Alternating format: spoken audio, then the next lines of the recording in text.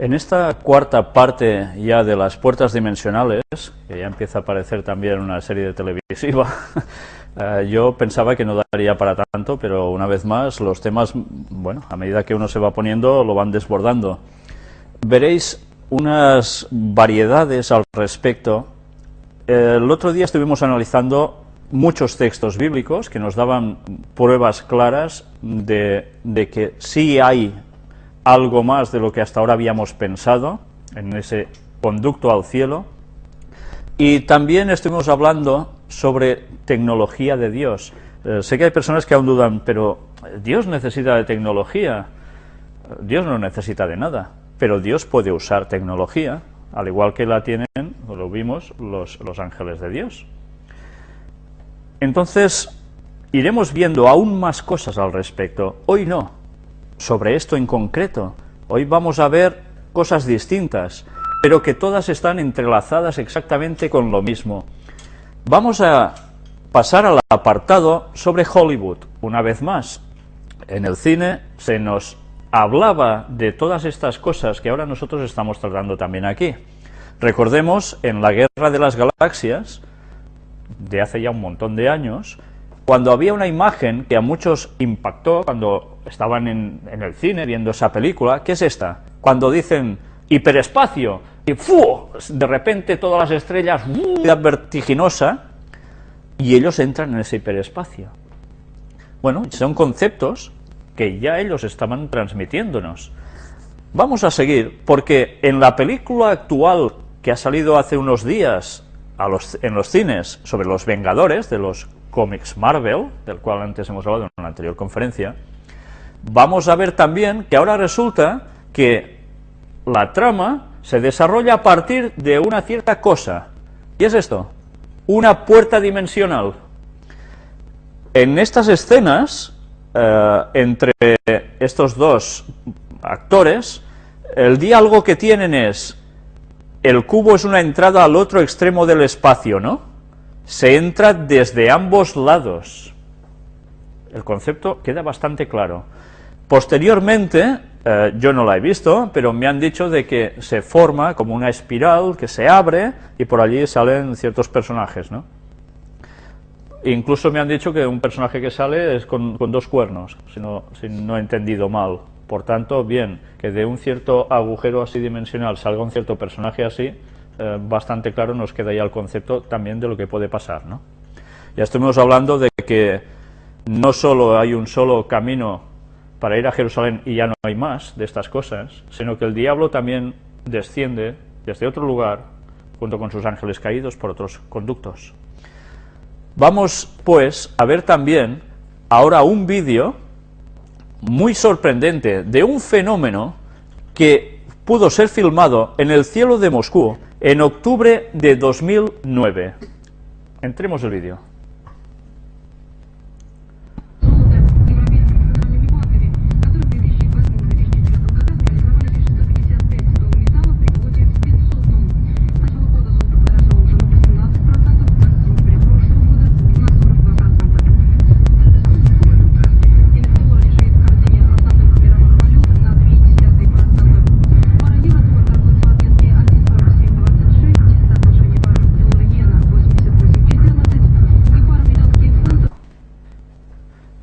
Bien, esto que sucedió en Moscú, ya veis que no es ninguna ficción.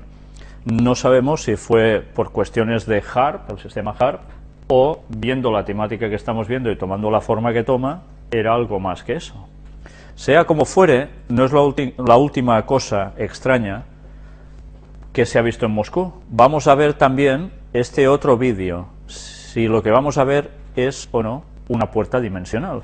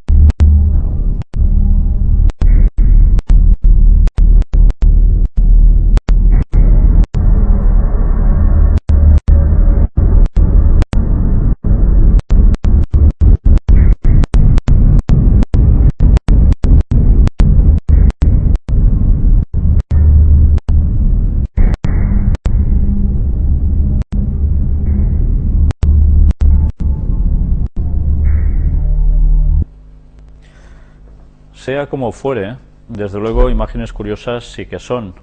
No sabemos si provocadas por el hombre o realmente por el tipo de lo que estamos viendo, cómo sucedían las cosas y cómo se describían incluso bíblicamente, podían llegar a ser así. Vamos ya ahora a hablar sobre teorías científicas. El gran colisionador de hadrones, ¿una puerta dimensional? ¿Sabéis que esto que está en Suiza, del cual se ha hablado tanto porque costó tanto dinero y que si fracasaba y había pruebas que no iban bien, etcétera, etcétera, mucha gente sacó teorías de que se buscaba algo más con lo que podía suceder en ese lugar? Y mirad qué apareció relacionado con todo esto. Un científico militar superior del Large Hadron Collider dice que la máquina titánica posiblemente puede crear o descubrir fenómenos científicos nunca antes imaginados o desconocidos. Por ejemplo, una dimensión extra. ¿Podría salir algo de esta puerta o podríamos enviar algo a través de ella?, dijo Sergio Bertolucci, que es director de investigación y computación científica del CERN, incluida la conferencia de prensa en el CERN a principios de esta semana. Estamos hablando de 6 de noviembre de 2009.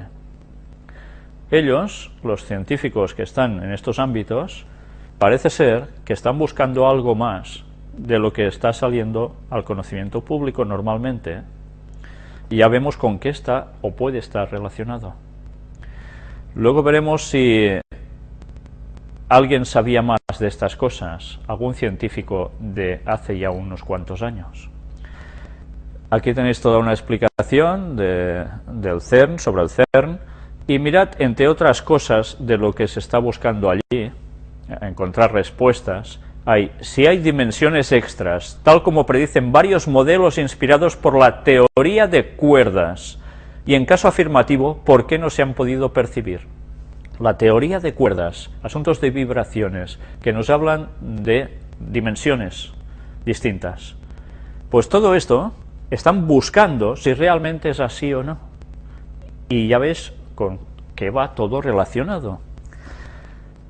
Una noticia que también salió, que causó mucha polémica: el CERN halla partículas que se mueven más rápido que la luz.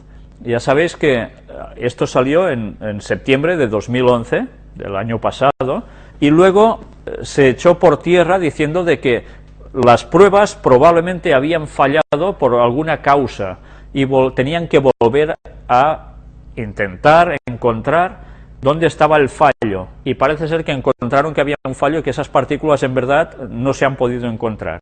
Pero ellos están trabajando para encontrar partículas que vayan más rápidas que la luz.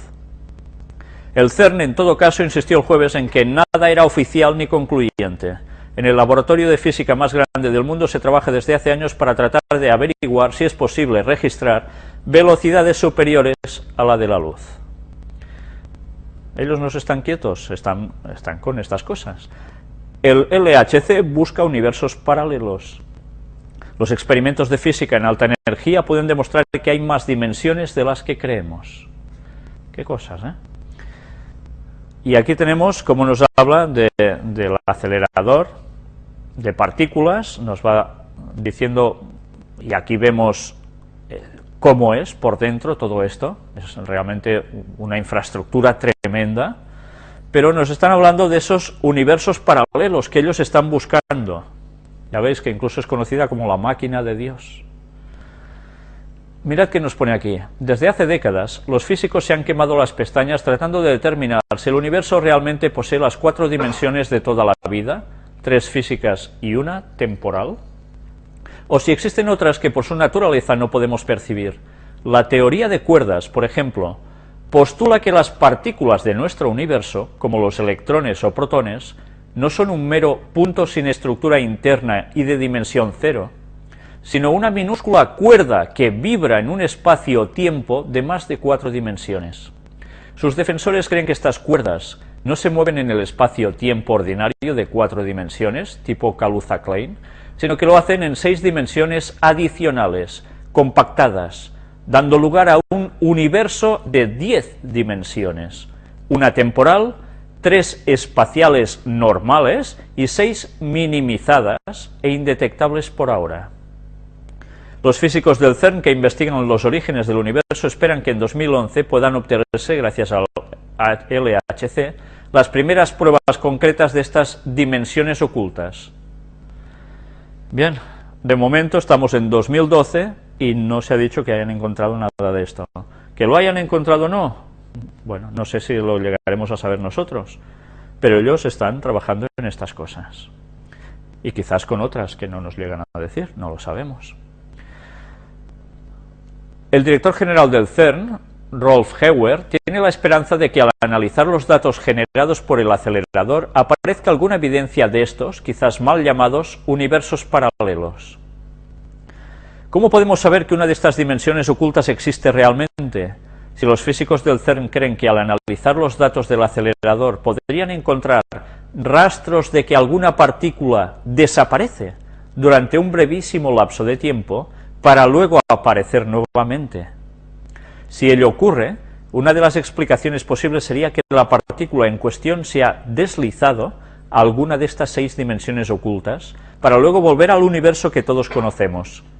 Esto de producirse y probarse su existencia no significa que tengamos ni remotamente la posibilidad de explorar o viajar a estos universos paralelos. Solo habríamos probado que la estructura íntima de la materia es diferente a lo normalmente aceptado, que por supuesto no es poca cosa. Ya veis que son conceptos que a los que no llegamos al mundo del ámbito científico, sobre todo de la física y demás, a veces se nos escapan.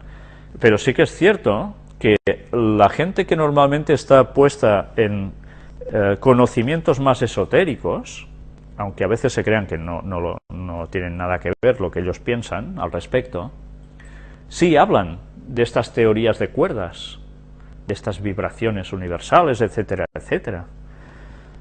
Ya sabéis que cuando el río suena, y en el plan satánico suena y mucho, puede llevar también su agua, ¿eh?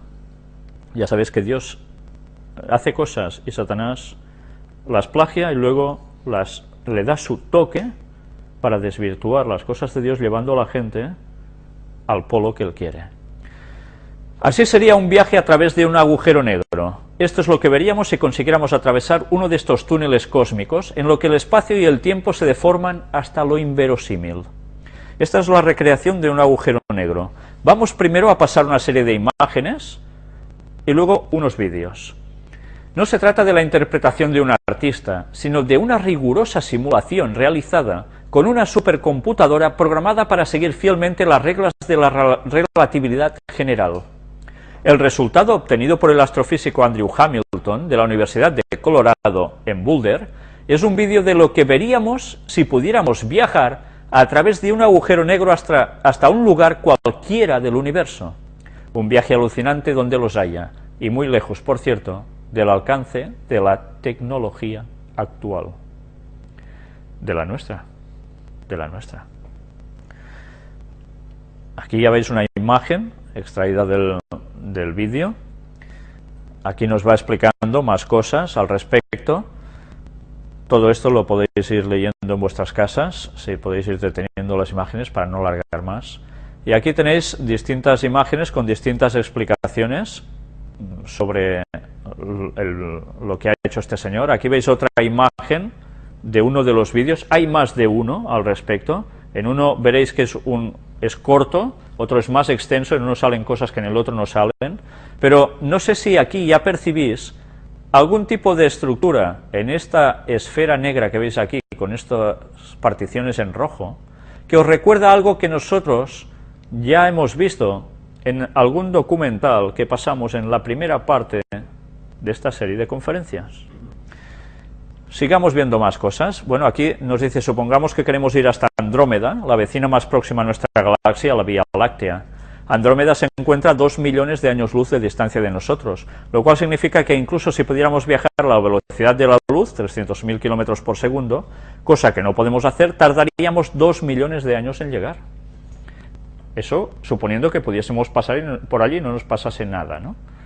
Con nuestra tecnología sería, bueno, a la velocidad de la luz, o sea, una tecnología súper mejorada, pues tardaríamos todo este tiempo. ¿Y el cielo dónde está?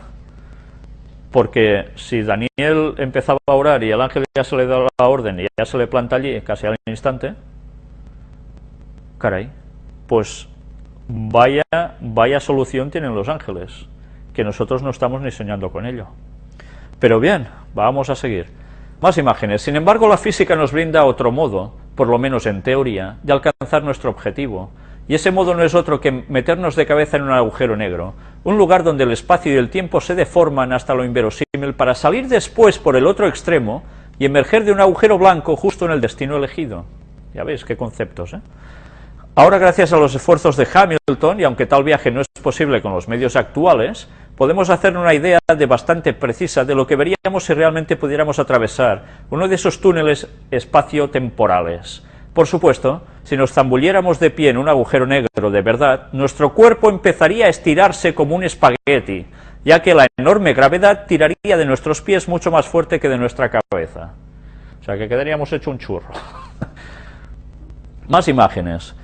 Y eso sí, antes no quedamos vaporizados por los chorros energéticos que emanan del agujero, pero Hamilton en su visualización da por hecho que el viajero está dotado de superpoderes y que sobrevivirá tranquilamente a la experiencia, porque es que si no, claro, no saldría la cosa. Y aquí tenéis la imagen de todo el universo. Lo primero que hay que hacer, pues, es dejarse atrapar por el agujero negro. La gravedad nos atraerá hacia él sin remedio hasta hacernos cruzar el horizonte de sucesos, el punto de no retorno, y a partir del cual nada, ni siquiera la luz, puede dar marcha atrás. Pero vayamos por partes. Primero atravesaríamos el horizonte exterior del agujero, donde la realidad nos sería aún bastante familiar. Y seguiríamos en caída libre hacia el horizonte interno. Es allí donde las cosas empezarían a parecer realmente extrañas. Lo primero que veríamos sería un estallido luminoso, procedente del mundo exterior. Una luz infinitamente energética y que contendría una imagen de la historia completa de todo el universo. Son teorías. Al ir acercándonos a la salida, entraríamos en un agujero de gusano, un lugar donde el flujo del espacio se invierte y sentiríamos como empezamos a acelerar de nuevo, aunque esta vez hacia afuera. El agujero de gusano termina justo en la entrada de un agujero blanco, que es una versión invertida de un agujero negro. Aquí el espacio cae hacia afuera en lugar de hacia adentro, y a una velocidad aparente mucho mayor que la de la luz. Es el momento en que se produce otro destello de radiación, un flash luminoso que esta vez contiene la imagen de todo el futuro del universo. Qué conceptos, ¿eh? A medida que nos movemos a través del agujero blanco, nos vamos aproximando a su horizonte exterior. Cuando lo alcanzamos se produce un tercer destello, pero esta vez lo que aparece es un nuevo universo, en una imagen que contiene la totalidad de su pasado. Si miramos a través del agujero blanco del que acabamos de salir, podremos ver la imagen del antiguo universo. En otras palabras, en nuestro viaje habríamos roto dos barreras, la del espacio y la del tiempo. Por eso, a nuestra espalda podríamos ver aún el universo original del que procedemos, y delante un universo nuevo, réplica del anterior, pero con nosotros en Andrómeda, a 2 millones de años luz de nuestro punto de partida. Y ahora vamos a ver dos vídeos consecutivos en los cuales precisamente mostramos estas imágenes y otras de un viaje a través de agujero negro.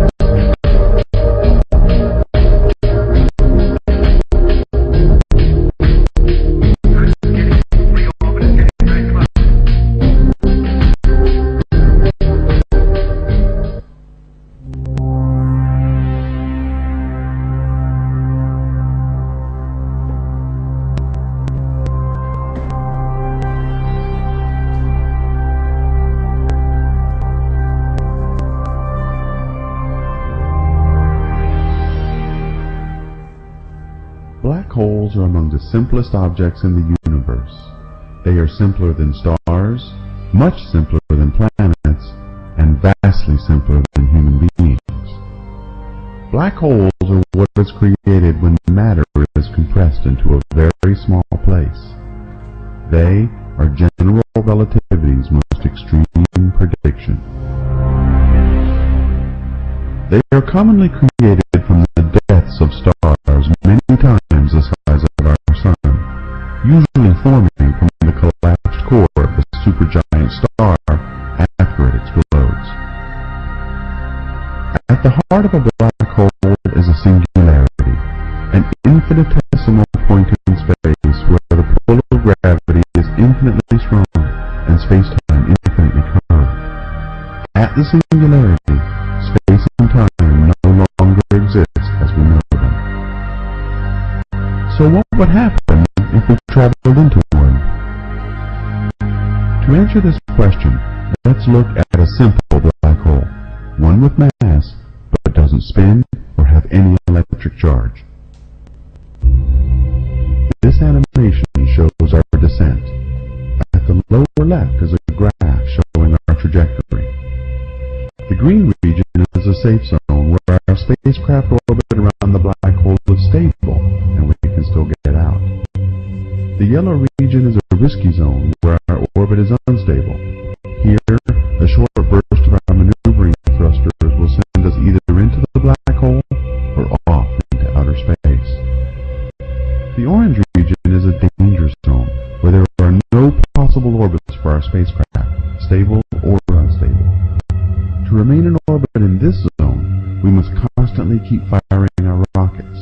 The closer to the horizon we get, the harder we must fire our rockets to keep from falling in. The red line is the horizon. From here, there is no escape. At the bottom right of the animation is a clock, which records the time left until we arrive at the central singularity. The clock records our proper time, the time we experience, the time on our wristwatch. In this animation, the clock slows down, not because time is slowing down, but because it is more interesting to run the movie slower, nearer the singularity, so that we can see more clearly what happens here. As we begin our approach, we can immediately see the distortion of light around the edges of the black hole.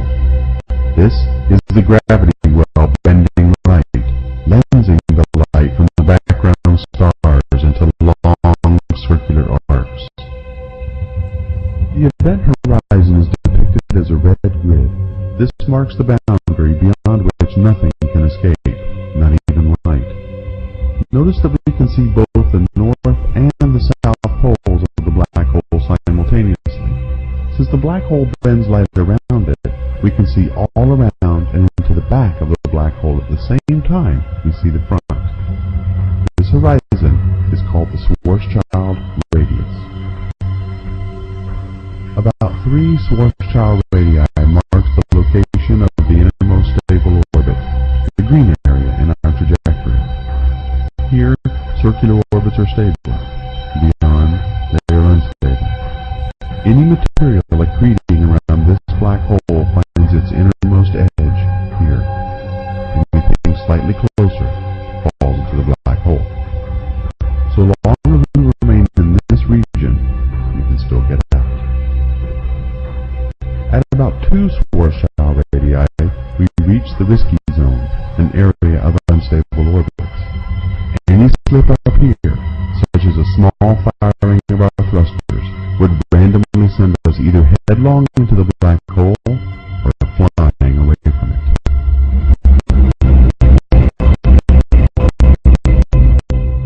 Also in this region, we arrive at a special location known as the photon sphere, the distance where light rays can remain in orbit. This is the closest to the black hole that anything can get and remain in orbit. For our rocket to stay here, our thrusters would have to expend an infinite amount of energy. As we fall through the horizon at 1 Schwarzschild radius, something quite unexpected happens. Instead of falling through the red grid that marks the horizon, it stands off ahead of us. The horizon splits into two distinct entities, the horizon and the anti-horizon. Light from both of them hit us as we pass. The true horizon becomes visible only after we have fallen through. The anti-horizon continues to remain ahead of us, and we never fall through it. It is a common misconception that if you fall inside the horizon of a black hole, you will be engulfed in blackness. What happens instead, the universe appears brighter and brighter as you approach the horizon, tending to infinite brightness at the horizon. By this time in our journey, however, none of us would be able to sense any of this. Once inside, space is falling faster than light, carrying us inexorably inward. Here, we are now at point 8, Schwarzschild radii. As we fall, in a typical-sized black hole such as ours, the tidal forces are weak enough that we can fall deep inside the horizon before we are torn apart. The gravity at our feet is stronger than the gravity at our heads. We feel this difference as a tidal force, which pulls us apart vertically.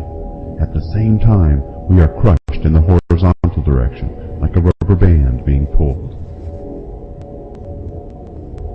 Finally, as we approach the singularity, and we look up one last time, we see that the intense gravity of the black hole has concentrated the view of the outside universe into a thin band around our waist. The views above and below are dim and red-shifted, while the view around our waist is bright and blue-shifted. We never actually get to see the center of the black hole because all light is rushing towards it and none away from it.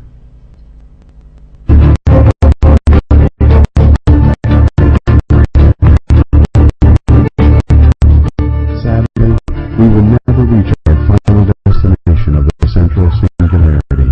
Our journey ends just short of our goal.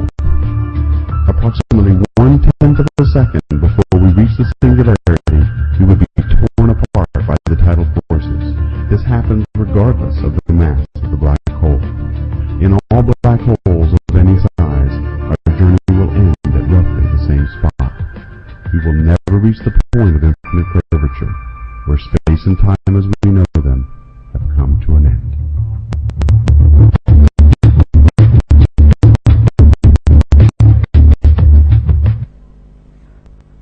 Lo interesante de este vídeo que hemos puesto, bueno, aquí están dando toda una explicación del funcionamiento. Lo interesante era, sobre todo, que os dieseis cuenta de esas imágenes. Cuando entraban en el agujero negro, se veían las imágenes en rojo que hacían un cierto tipo de dibujo.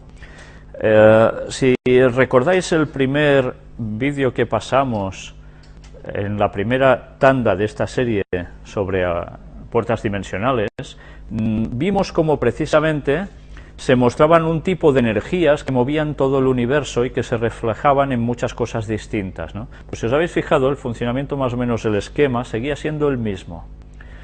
Y el señor que dijo eso por primera vez cuando que nosotros mostramos el documental, el protagonista, por decirlo de algún modo, del relato, dice que él lo vio en una visión yendo en autobús, lo recordáis, ¿no? Ahora vamos a entrar precisamente a ver un poco la visión de algunas cosas de las que hemos mostrado hasta ahora, pero del lado oscuro, entendedme, de las cosas que no provienen de Dios, sino del enemigo. Primero veamos un texto bíblico, Génesis capítulo 3, versículo 13, y esto sí que viene de Dios, para delatar ya las cosas desde un principio. Entonces Jehová Dios dijo a la mujer: ¿qué es lo que has hecho? Y dijo la mujer: la serpiente me engañó y comí.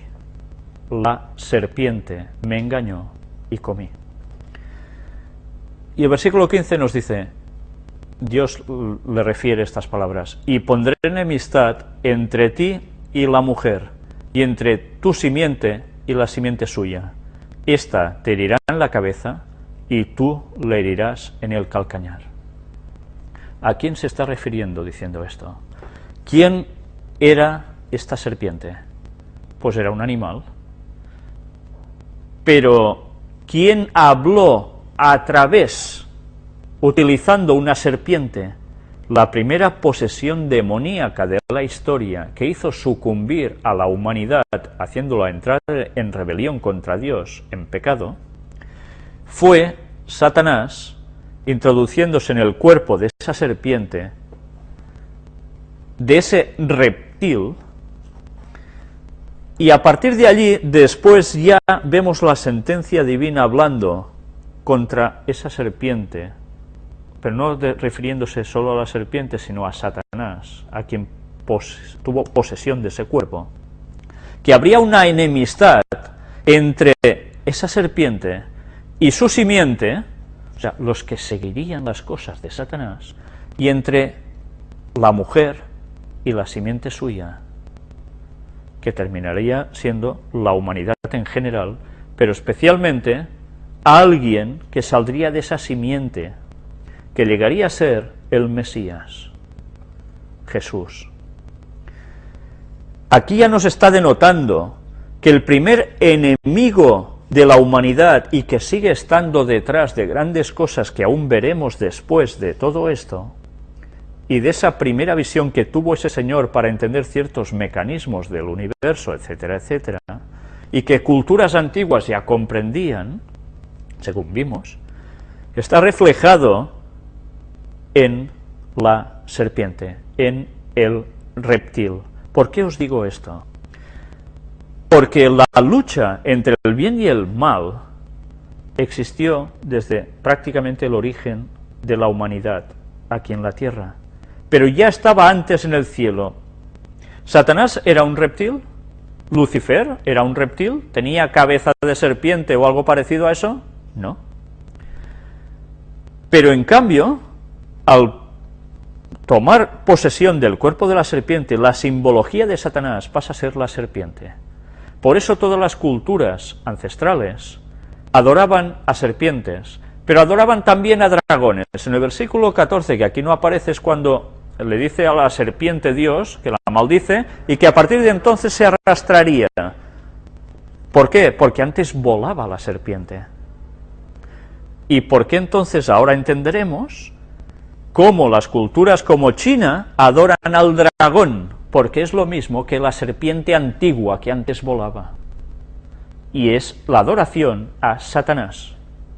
Y todas las culturas, como las de Latinoamérica, de los indios y demás, adoraban a una serpiente emplumada.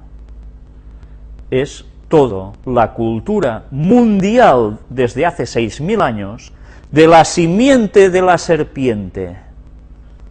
Los que han seguido a Satanás, que no han querido ser pueblo de Dios, y que siempre han participado de cosas satánicas y de conceptos muy, muy ciertos, ocultos para el resto de la población que ellos conocían.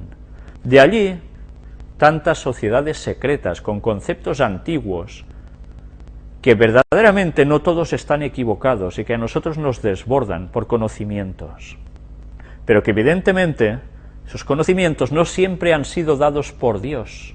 No es que Dios prive de conocimientos a su pueblo, ya se los va dando, pero Satanás los ha querido filtrar rápidamente a la gente desde tiempos inmemoriales y aún ahora, para llevar a cabo sus propósitos y desviar de las cosas que Dios sabe, ha hecho y conoce, justo en el punto culminante, para que las personas que encuentran cosas sorprendentes y que pueden ser muy ciertas, se desvíen justo en el punto justo para apartarse de Dios e ir al lado oscuro.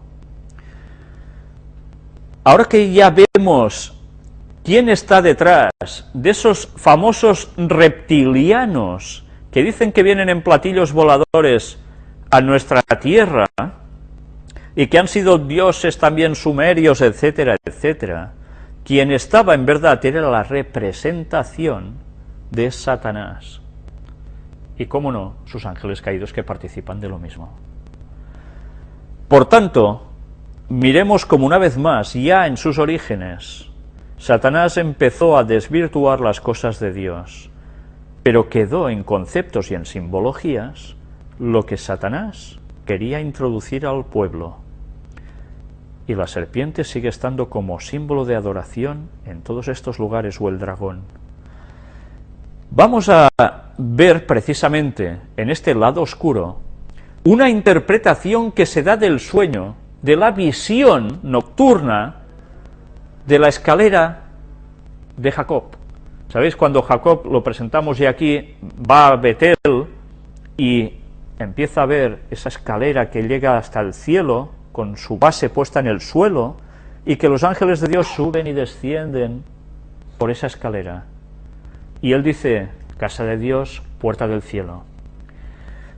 ¿Sabéis? Ellen White, no lo vais a ver ahora, quizás en la próxima etapa de estas conferencias, habla también del simbolismo de esa escalera. Una cosa es la literalidad y otra es la simbología o la enseñanza que también se desprende, ¿no? Nosotros, por el espíritu de profecía, sabemos que esa escalera es como subir los peldaños de la forma de crecimiento de carácter cristiano. Vas subiendo peldaños hasta Dios. Pero esos peldaños que tienes que ir subiendo es a través de Cristo, porque Cristo coge la simbología de esa escalera, sin la cual el cielo y la tierra estarían totalmente imposibles de estar comunicados. Cristo es ese puente, es esa escalera. Y el carácter cristiano va mejorando a medida que va subiendo por esa escalera que representa a Cristo, que nos lleva hasta Dios. Y se va perfeccionando. Pues mirad cómo, curiosamente, una vez más, Satanás siempre trabaja en cosas prácticamente iguales para desviar las cosas, como siempre, en su punto culminante. La masonería habla de la escalera de Jacob. Y aquí tenéis una representación en la cual ya veis una escalera puesta sobre el famoso piso, un tipo tablero ajedrez, ya sabéis, la contraposición entre el bien y el mal, blanco y el negro, el equilibrio. Y esa escalera que está en el suelo apoyada, ya veis, sobre un libro con algo más aquí, debajo de este señor que está sentado aquí, tiene diferentes peldaños. Aquí vemos esta señora a mitad de escalera con una llave, y va subiendo hasta arriba, que hay este otro personaje, y arriba de todo, ya veis qué conceptos tan celestiales. Pues vamos a ver qué nos dicen en la masonería sobre estos conceptos. Bueno, hay más símbolos por aquí, ahora no entraremos en ellos. La escalera de Jacob es el emblema de las virtudes y de las cualidades espirituales del alma. Tiene 7 escalones que corresponden a los 7 planetas. ¿Habéis visto vosotros que en algún momento la Biblia o Ellen White hablen de 7 escalones? No. Pero ellos ya cogen el número 7 y lo ponen aquí, que es la perfección, ¿no? Indicando el progreso o elevación progresiva del hombre en sucesivos estados de conciencia. Ya veis, siempre hablando de estados de conciencia, para ir subiendo. Desde lo material a lo divino. Los estados o condiciones de la conciencia, así como los pensamientos, se elevan hacia el cielo como aspiraciones y se manifiestan en nosotros como inspiraciones. Estos son los ángeles y arcángeles de Dios. Anda, qué explicaciones.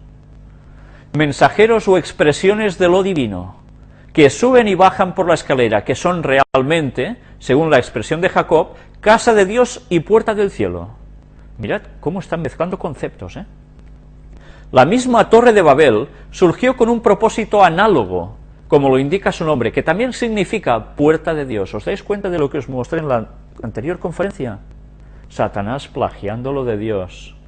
Babel era algo más que una simple torre para huir de un posible diluvio, porque ellos buscaban también eso. Los 7 peldaños o puertas de la escalera se consideran, respectivamente, formados de plomo, cobre, hierro, estaño, amalgamas, plata y oro, correspondiendo a los 7 planetas que dominan sobre estos metales y a las virtudes de la prudencia, templanza, fortaleza, justicia, fe, esperanza y caridad. Jacob salió de Beerseba y fue a Harán. Llegando a cierto lugar, se dispuso a hacer noche allí porque ya se había puesto el sol.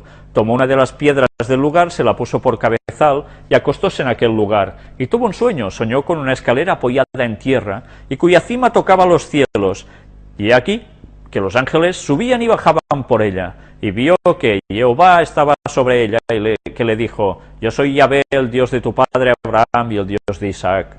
Despertó Jacob de su sueño y dijo: así pues, está Yahvé en este lugar, y yo no lo sabía. Y asustado dijo: qué temible es este lugar, esto no es otra cosa, sino la casa de Dios y la puerta del cielo. Mirad, están utilizando los textos bíblicos que nosotros también estuvimos utilizando. Levantóse Jacob de madrugada y tomando la piedra que se había puesto por cabezal, la erigió como estela y derramó aceite sobre ella. Y llamó a aquel lugar Betel, aunque el nombre primitivo de la ciudad era Luz. Ya veis, de la Biblia de Jerusalén citan esto, Génesis 28, del 10 al 19. Consideremos dentro del simbolismo esotérico de la escalera de Jacob que los ángeles representan propiamente los estados superiores del ser.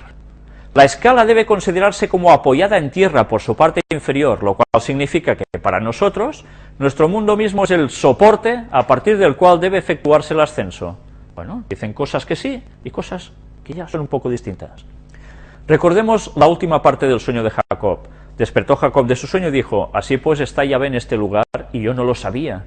Y asustado dijo: qué temible es este lugar, esto no es otra cosa sino la casa de Dios y la puerta del cielo.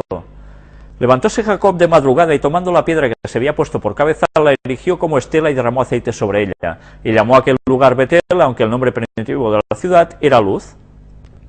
La palabra griega omphalos significa ombligo, pero designa también de una manera general todo lo que es centro. El símbolo del omphalos podía ser emplazado en un lugar que era simplemente el centro de una región determinada, centro espiritual. Por otro lado, más bien que centro geográfico, aunque los dos hayan podido coincidir en ciertos casos, pero si ello es así, es porque tal punto era verdaderamente, para el pueblo que habitaba la región considerada, la imagen visible del centro del mundo. Estad atentos, porque lo que estáis viendo es una interpretación cabalística, y en estos casos no siempre va equivocada, y a veces, dicen cosas que nosotros ni pensamos y que son ciertas, pero se mezcla siempre con algo que no es correcto. Pero lo que está diciendo aquí es cierto, eso es así. La representación material del omphalos será generalmente una piedra sagrada, lo que a menudo se llama betilo, y esta última palabra no parece ser otra cosa que la hebrea Beit-El, casa de Dios. Y tuvo un sueño, soñó con una escalera apoyada en tierra y cuya cima tocaba los cielos, y aquí que los ángeles subían y bajaban por ella, y vio que Jehová estaba sobre ella y que le dijo: yo soy Yahvé, el Dios de tu padre Abraham y el Dios de Isaac. La idea de la escala debemos entenderla en tanto se efectúa un perpetuo movimiento ascendente y descendente. Permitir que tal movimiento se realice es, en efecto, el destino esencial de la escala. La escala sugiere algunas observaciones. Sus dos travesaños verticales corresponden a la dualidad del árbol de la ciencia, o en la cábala hebrea, a las dos columnas, la de la derecha y la de la izquierda, del árbol sefirótico. ¿Os dais cuenta cómo ahora van más allá ellos? Ya empiezan a coger la simbología y la aplican de un modo cabalístico, con el árbol sefirótico, etcétera, etcétera. Aquí entramos en cosas satánicas, de modo súper sutil. Árbol de la ciencia. Ya sabéis, quién transmitió el conocimiento para ellos, quién era el portador de luz. Lucifer, no Dios. Ya sabemos que Lucifer significaba portador de luz, pero para ellos sigue siendo el portador de luz, no Dios. Lucifer dejó ya de poderse llamar Lucifer, ahora es Satanás, adversario, diablo, serpiente antigua. Se ve que la escala ofrece así un simbolismo muy completo. Es, podría decirse, como un puente vertical que se eleva a través de todos los mundos y permite recorrer toda su jerarquía pasando de peldaño en peldaño, y a la vez los peldaños son los mundos mismos, es decir, los diferentes niveles o grados de la existencia universal. Realicemos un breve resumen con los principales elementos simbólicos que pueden develarse en torno a la escalera de Jacob. La escalera de Jacob es el emblema de las virtudes y de las cualidades espirituales del alma. ¿Está equivocado esto? No, en cierto modo es así. Los estados de la conciencia en el ser humano se elevan hacia el cielo como aspiraciones y se manifiestan en nosotros como inspiraciones. Estos son los ángeles y arcángeles de Dios que bajan por la escalera. Ya veis que entran en conceptos ya un poco extraños. La figura de la escalera de Jacob se cierne como un elemento central en el mundo terrenal y espiritual, es decir, un ónfalos, un ombligo. La escalera ofrece un simbolismo que se identifica con un puente vertical que se eleva a través de todos los mundos hacia la divinidad. El sentido del ascenso y de cada paso dado a través de la escalera de Jacob tiene relación con los estados superiores de evolución y además a diferentes grados de iniciación. ¿Os dais cuenta? Aquí ya entra el detalle de los grados de iniciación. ¿En qué consiste la masonería? Hay grados, ¿no? Distintos tipos de niveles que tú, desde que empiezas, desde que te inicias, vas ascendiendo. Están aplicando los conceptos ocultos de la masonería, ¿a qué? A la escalera de Jacob. ¿Veis qué fácil es desvirtuar con unos argumentos que parecen ciertos, porque casi todo es cierto? Estas ciencias no podían ser sino ciencias tradicionales entendidas en su sentido más profundo y más propiamente esotérico. Impresionante, ¿eh? Pues ya veis ellos cómo tratan el tema, pero ya veis que hablan también de pasar por otros mundos hasta llegar a lo máximo, ¿no? Pues ahora veamos, siguiendo en el lado oscuro, ¿recordáis este juego, no? Que tantas veces hemos presentado cartas que pertenecen aquí. Juego de cartas Simbo, Illuminati, New World Order. Aquí tenéis la caja escaneada para que la podáis ver bien.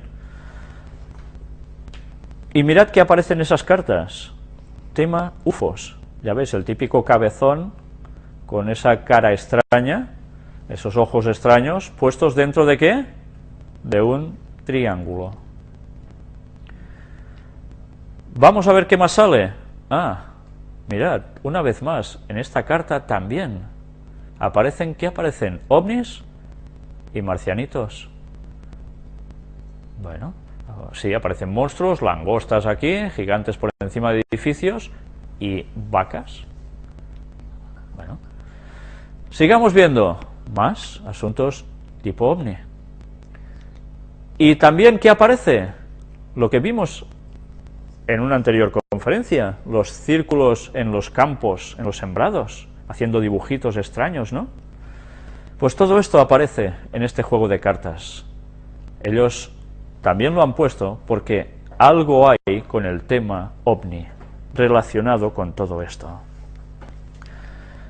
Y ahora vamos a hablar precisamente de alguien que dice, ¿qué tiene que ver Nikola Tesla, este gran científico, gran inventor, poco conocido y reconocido a nivel de escuelas, de universidades, etcétera, y que fue tan importante y mucho más importante que el mismísimo Thomas Edison y muchos otros de su época, del cual precisamente se desprende el sistema de HAARP, entre otras muchas cosas.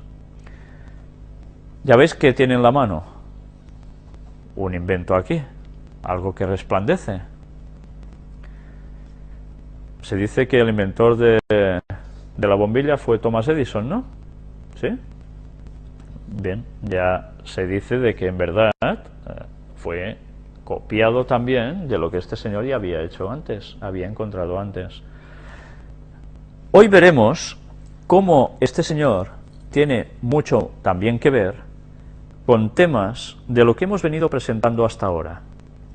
Y con algún concepto que hemos dicho hace brevemente, instantáneas atrás, tipo ovni. ¿Cómo? ¿Qué tiene que ver? ¿Ovnis? Pero a ver, los ovnis no nos dicen que son marcianitos. O sea, extraterrestres que vienen en sus naves espaciales desde a saber dónde, aquí, para hacer sus cosas. Unos dicen que para controlarnos, otros para darnos una salida de aquí un tiempo, otros... En fin. Vamos a ver un poco ya todo este tema que ya va tocando, ¿no? Ya vimos también su relación con esas cosas en las cuales los ángeles de Dios también se mueven. Pues ahora iremos viendo más detalles de todo esto. Vamos a leer un poco bastante. pero creo que vale la pena para que conozcáis quién era este personaje y qué cosas llegó a descubrir y manifestar. Y antes de que desaparezcan muchas generaciones, nuestras máquinas van a ser movidas por la fuerza desde cualquier lugar del universo. En todo universo existe energía. Estas palabras las dijo el genial científico Nikola Tesla.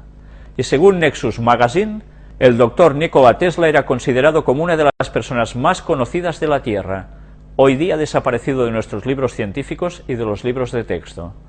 ¿Qué es lo que descubrió y por qué cayó en el olvido? Hay veces en que los grandes hombres pasan desapercibidos y olvidados, incluso hasta denostados durante su vida, para nada más morir, reconocerle todos sus méritos, y en alguna ocasión como esta, después de casi 100 años, aún se siguen usando sus descubrimientos y se continúa investigando sobre sus diseños, teorías y aparatos. Fue un hombre que se había adelantado a su tiempo, en el amplio sentido de la palabra. Estad atentos a lo que vais a ver, porque verdaderamente no tiene desperdicio. Nikola Tesla nació el 9 de julio de 1856 en Smiljan, Croacia, que por aquel entonces formaba parte del Imperio Austrohúngaro.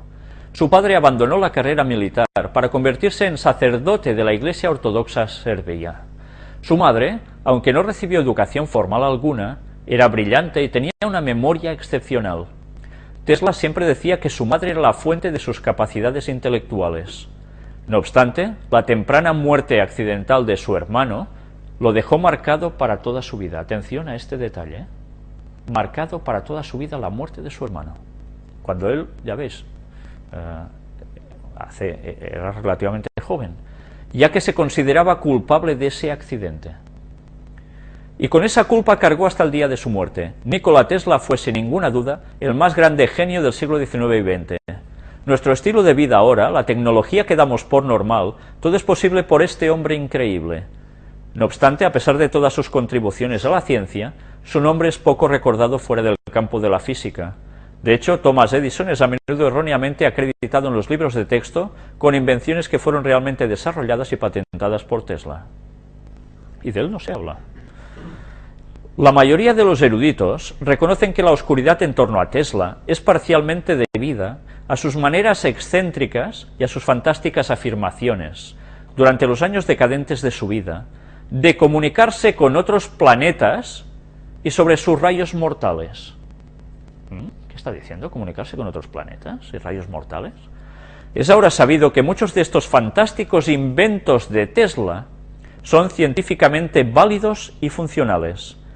Simplemente le ha tomado a la humanidad mucho tiempo ponerse al día con algunas de las asombrosas ideas de un hombre que murió en 1943, en plena Guerra Mundial, la Segunda. Es conocido que Tesla sufrió problemas financieros en su vida adulta. Por esto Tesla tenía que mudarse continuamente al no poder costearse sus viviendas. Quiero deciros de que Tesla estuvo también ayudado, financiado por un señor conocido, muy conocido, llamado J.P. Morgan. Y que llega un momento en que este hombre le retira todo su apoyo, porque este señor descubrió tipos de energía, de electricidad además, que se podía transferir ya no por cables. Y precisamente J.P. Morgan era el dueño del cobre. Y claro, pues dijo, pues aquí te quedas, muchacho. Y empezaron a pasarle cosas extrañas a este señor, hasta el punto en que toda su documentación fue robada, etcétera, etcétera. Vamos a ir viendo si J.P. Morgan, precisamente hemos visto que del lado de Dios no se puede decir que estuviera, vamos a ver si este señor sí. Iremos viendo cosas. Es conocido que Tesla sufrió problemas financieros en su vida adulta. Por esto Tesla tenía que mudarse continuamente al no poder costearse sus viviendas. El Hotel Waldorf Astoria en Nueva York fue la residencia de Tesla durante 20 años y tuvo que mudarse en 1920 al no poder costearlo más. Recordad que del Waldorf Astoria nosotros también estuvimos hablando en las conferencias, porque iba asociado a cierta familia vinculada también a cierto grupo de poder mundial. Luego se mudó al Hotel San Regis pero de nuevo fue forzado a desocuparlo debido a la carencia de apoyo financiero. Forzado a mudarse de hotel en hotel, a menudo dejó baúles con documentos como garantía por sus deudas. Estos baúles, que fueron ansiosamente buscados después de la muerte de Tesla, se habían vuelto la clave para abrir el misterio de quién fue realmente Nikola Tesla y la increíble vida que llevó secretamente. Aquí tenéis una de las imágenes de Nikola Tesla. Ya ves qué rayos salían. Estaba trabajando con asuntos de electricidad. Tesla investigó las ondas de alto voltaje, de alta y baja frecuencia, y sus efectos terrestres, atmosféricos y sobre los cuerpos sólidos. ¿Suena hard? También fijó las bases científicas de la teoría dinámica de la gravedad, así como varias formas de obtener energía libre. ¿Recordáis que hemos ido presentando motores de energía libre, etcétera, etcétera? Pues bien, aquí también lo tenéis. Hacia 1900, Tesla dirigió especialmente sus investigaciones a la electropulsión y efectuó una serie de experimentos en Colorado Springs. Los resultados de estos experimentos fueron tan colosales que dejaron a los científicos del momento sin habla. Hubo un momento en que él también hizo unas pruebas sobre ciertos edificios que empezaron a vimbrear tanto que el experimento tuvo que pararse. Bueno, sigamos. Cuando Tesla llegó a Estados Unidos, llevaba bajo el brazo los planos para la construcción del primer platillo volador del mundo. ¿Qué? Que volaba sin necesidad de energía externa. Tenía intención de presentarlos en la Convención de Ginebra como solución para lograr la paz mundial y para la liberación de la energía. Tenía fantásticas teorías sobre el magnetismo y la antigravedad, así como sobre otras formas de energía libre. La tecnología de la autopropulsión, inventada por Tesla, fue la base de las naves espaciales tripuladas que hoy llamamos platillos volantes. Pero el gobierno de los Estados Unidos nunca dio a Tesla la oportunidad de poner en práctica todos sus hallazgos. Sin embargo, aquellas invenciones de Tesla fueron utilizadas por la Alemania nazi en sus Foo Fighters entre 1920 y 1930 y posteriormente en ingenios mucho más avanzados. Aquí tenéis un esquema de cómo funcionaba un ovni. Bien, sigamos. Nikola Tesla ha sido acreditado como creador de mucha de la tecnología que hoy en día tenemos. Sin el genio de Tesla no tendríamos radio, televisión, electricidad, aire acondicionado, la bobina de Tesla, iluminación fluorescente, las luces de neón, dispositivos de radiocontrol, robótica, rayos X, radar, microondas y docenas de otros asombrosos inventos. Debido a esto, no es de sorprenderse que Tesla también investigó en el mundo del vuelo y posiblemente de la antigravedad. De hecho, su última patente, en 1928, era para una máquina voladora que semejaba tanto a un helicóptero como a un avión. Antes de morir, Tesla ideó, según informes, los planos para el motor de una nave espacial. Él la llamó Space Drive, o impulsión del campo antielectromagnético. Nikola Tesla recientemente ha sido sujeto de controversia, debido a que se afirma que estuvo involucrado en uno de los misterios más secretos de la Segunda Guerra Mundial, el experimento Filadelfia, del cual nosotros estuvimos presentando también aquí. Este experimento, también conocido como Proyecto Arcoiris, fue supuestamente un intento por parte de la Marina de crear un barco que no pudiera ser detectado por minas magnéticas y o radar. Sin embargo, sus resultados fueron muy diferentes y mucho más peligrosos de lo que la Marina hubiera esperado. Las pruebas habrían empezado el verano de 1943 y hasta cierto punto tuvieron éxito al principio. Una prueba el 22 de julio de 1943 volvió a Buzz Aldrin casi totalmente invisible, con algunos testigos reportando una niebla verdosa. Sin embargo, algunos miembros de la tripulación se quejaron posteriormente de náuseas. Ya sabéis que esto aún queda en la incertidumbre. ¿Fue realmente así? ¿No fue realmente así? En ese momento, el experimento fue alterado a petición de la Marina con el objetivo de hacer al navío invisible únicamente a los radares. El equipo fue recalibrado y el experimento se llevó a cabo el 28 de octubre de 1943. Esta vez, el Eldridge no solo se volvió totalmente invisible a la vista, sino que de hecho desapareció del área en un relámpago azul. Al mismo tiempo, la base naval estadounidense en Norfolk, Virginia, a 600 kilómetros de distancia, un tripulante en sus costas declaró haber visto al Eldridge durante 15 minutos. Al final de los cuales desapareció para volver a aparecer en Filadelfia en sus coordenadas originales. Fue supuestamente un caso accidental de teletransportación. Según el relato de Carl Allen, los efectos fisiológicos en la tripulación fueron profundos. Mareos muy violentos, personal que desapareció por completo, otros que simplemente se volvieron locos o padecieron esquizofrenia severa. Y lo más terrorífico fue el hallazgo de 5 miembros de la tripulación fundidos completamente con la estructura de metal de la proa del buque, mientras otros tantos sufrieron desmaterializaciones de algunas partes de sus cuerpos. Supuestamente los oficiales navales, horrorizados, cancelaron el experimento inmediatamente. Los supervivientes nunca fueron los mismos y permanecieron en una suerte de amnesia total. Ya os digo que esto queda como aún no pudiendo ser demostrado, ¿vale? Han habido cartas del señor que fue testimonio de todo esto, etcétera, etcétera, pero no se ha podido comprobar, o al menos, si es cierto, queda así también como si no fuera cierto, no lo sabemos. Otro invento basado en las teorías de Nikola Tesla es el High Frequency Active Auroral Research Program, o HAARP, que todos conocemos, Programa de Investigación de Aurora Activa de Alta Frecuencia. Es un programa ionosférico financiado por la Fuerza Aérea y la Marina de los Estados Unidos.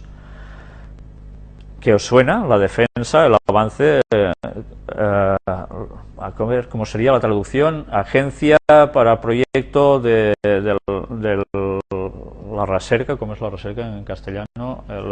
La búsqueda, o sí, de avances para la defensa, ¿no? DARPA, ¿os suena DARPA? Hemos ido mostrando también unos robots hechos por DARPA, ¿lo recordáis, no?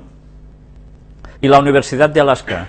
Su objetivo es estudiar las propiedades de la ionosfera y potenciar los avances tecnológicos que permitan mejorar su capacidad para favorecer las radiocomunicaciones y los sistemas de vigilancia, tales como la detección de misiles. El programa HAARP fue objeto de controversia a mediados de los años 1990 debido a la hipótesis de que las antenas de la estación podrían usarse como armamento. En agosto de 2002, la tecnología HAARP tuvo una mención como tema crítico en la Duma, Parlamento de Rusia. La Duma elaboró un comunicado de prensa sobre el programa HAARP, escrito por los Comités de Defensa y Asuntos Internacionales, firmado por 90 representantes y presentado al entonces presidente Vladimir Putin, que ahora vuelve a serlo. El comunicado de prensa indicaba lo siguiente: los Estados Unidos están creando nuevas armas integrales de carácter geofísico que puede influir en la troposfera con ondas de radio de baja frecuencia. La importancia de este salto cualitativo es comparable a la transición de las armas blancas a las armas de fuego, o de las armas convencionales a las armas nucleares. Este nuevo tipo de armas difiere de las de cualquier otro tipo conocido en que la troposfera y sus componentes se convierten en objetos sobre los cuales se puede influir. Cambio climático también, ¿eh? Armas geofísicas, que estuvimos hablando hace ya muchas conferencias sobre eso, en la cuarta, si no recuerdo mal. O sea, hace 76 conferencias ya de eso.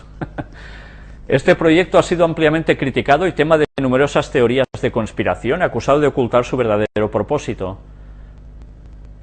¿Recordáis cómo también se acusa, pues, de eso, de actuar creando terremotos, ¿no? Y en una profundidad, etcétera, etcétera. El periodista Sharon Weinberger llamó al HAARP el Moby Dick de las conspiraciones. El informático David Neidich denominó a este como un imán de teorías, ya que ha sido culpado por accionar catástrofes tales como inundaciones, sequías, huracanes, tormentas y terremotos devastadores en Afganistán y las Filipinas, dirigidos, según se dice, a combatir a terroristas. Neidich también los acusó de diversos acontecimientos, incluyendo los fallos eléctricos importantes del avión de la TWA, vuelo 800, o el síndrome del Golfo, entre otros. Hasta el momento, en ningún lugar en que se apoyen las teorías de la conspiración se ha mostrado cómo sería posible que las ondas de radiofrecuencia producidas por el HAARP puedan provocar efectos tales como terremotos. En agosto de 2010, varios físicos rusos acusaron a Estados Unidos de estar tras la intensa ola de calor rusa que originó numerosos incendios y duplicó la mortalidad. Recordáis que estuvimos hablando de ellos. Afirmaban que el proyecto HAARP no es solo un medio de investigación, sino una potente arma que modifica el campo eléctrico y provoca cambios climáticos a nivel mundial. No se sabe a ciencia cierta si Tesla usó alguna vez su rayo de la muerte, o si tuvo éxito construyendo uno. Pero algo pasó una noche, en 1908, cuando Tesla dice que probó el arma. El 30 de junio de 1908, una explosión de gran magnitud había devastado Tunguska, un área remota en el desierto siberiano. Se habían destruido 500.000 acres de tierra de un modo instantáneo. Con una potencia equivalente a 10 a 15 megatones de TNT, la casualidad quiso que Tunguska haya sido la explosión más poderosa que ha ocurrido en la historia humana, ya que incluso las detonaciones termonucleares posteriores no la han superado. ¿Habéis visto imágenes, ¿no?, de esta explosión? La explosión pudo ser oída a una distancia de 620 millas. Los científicos creen que fue causada por o un meteorito o un fragmento de un cometa, aunque no se encontraron ni el lugar del impacto ni restos de mineral de dicho objeto. Nikola Tesla tenía una explicación diferente. Era obvio que su rayo de la muerte había llegado más allá de su blanco inicial y Tunguska había sido destruida. Él estaba agradecido al hecho de que la explosión milagrosamente no mató a ninguna persona. Tesla desmanteló el rayo de muerte enseguida, ya que juzgaba que era demasiado peligroso para existir. 6 años después, con la Primera Guerra Mundial, Tesla recapacitó y escribió al presidente Wilson, revelándole su prueba con el rayo de la muerte de modo confidencial. Él se ofreció a reconstruir el arma para el Departamento de Guerra, para que fuese usado puramente como un elemento disuasivo. Solamente la amenaza de tal fuerza destructiva obligaría a las naciones bélicas a llegar a un acuerdo para establecer una paz duradera. La única contestación a la propuesta de Tesla fue una carta de reconocimiento de la Secretaría del Presidente. Se supone que el rayo de la muerte nunca fue reconstruido. Aquí ya veis desde dónde se empezó con el rayo y dónde afectó. Cuando Tesla murió el 7 de enero de 1943 a la edad de 86 años, representantes de la Oficina de Propiedad de Extranjeros a petición del FBI fueron a los hoteles de Nueva York donde se había hospedado y se apoderaron de todas sus pertenencias. 2 camiones llenos de documentos, muebles y artefactos fueron enviados a la compañía de bodegas y almacenamiento de Manhattan. Después de la muerte de Tesla, se dictó un plan del gobierno de los Estados Unidos para encontrar todos sus documentos, notas e investigaciones antes de que otras potencias extranjeras pudieran encontrarlos. Era conocido por el FBI que la inteligencia alemana ya se había apoderado de una gran cantidad de las investigaciones de Tesla varios años antes de su muerte. El material robado, se piensa, eventualmente resultaría en el desarrollo de los platillos voladores de los nazis. Los Estados Unidos iban a asegurarse que esto no sucediera de nuevo. ¿Platillos voladores de los nazis? Luego vais a ver algunas cosas interesantes. Cualquier cosa, aún remotamente asociada con este gran hombre, fue rápidamente confiscada y guardada en las redes secretas de los Estados Unidos antes de la Segunda Guerra Mundial. Sin embargo, más de una docena de cajas con las pertenencias de Tesla, dejadas atrás en hoteles como el Waldorf Astoria, el Governor Clinton y el St. Regis, ya habían sido vendidos para pagar las excepcionales deudas de Tesla. La mayor parte de estas cajas y los secretos que contenían nunca han sido encontrados. Esta carga fue agregada a los casi 30 barriles y bultos que habían estado en almacenamiento desde 1930 y la colección entera fue sellada. La mayor parte de estas cajas y los secretos que contenían nunca han sido encontrados. En 1976, 4 cajas indistinguibles de papeles fueron subastadas en la venta de la propiedad de un tal Michael P. Burns, vendedor de libros en Manhattan. Esta subasta tuvo lugar en Newark, New Jersey, con las cajas y sus contenidos siendo comprados por Dale Alfrey por la suma de $25. Alfrey no tenía idea de lo que había en las cajas al comprarlas. Cuando más tarde las revisó, se sorprendió al encontrar lo que parecían ser documentos de laboratorio y notas personales de Nikola Tesla. Algunos de los papeles perdidos de Tesla habían resurgido. No obstante, debido a la ignorancia de su importancia, casi se pierden una vez más. En 1976 el nombre de Nikola Tesla no era muy conocido. Alfred no tenía idea de la importancia de los papeles que ahora le pertenecían. Revisando una increíble cantidad de material, el primer pensamiento de Alfred es que había destapado las notas de un escritor de ciencia ficción. Lo que leyó fue tan increíble que parecía imposible que algo de eso fuera cierto. Teniendo poco interés en lo que había comprado, Alfred escondió las cajas en su sótano, pensando que las revisaría de nuevo más tarde, cuando tuviera más tiempo. Pasaron 20 años antes de que Alfred encontrara tiempo para abrir las extrañas cajas. Desafortunadamente el tiempo no fue muy amable con el preciado contenido dentro de las cajas. Ya para entonces los papeles se habían enmohecido gravemente y la tinta se había descolorado por los años en el húmedo sótano.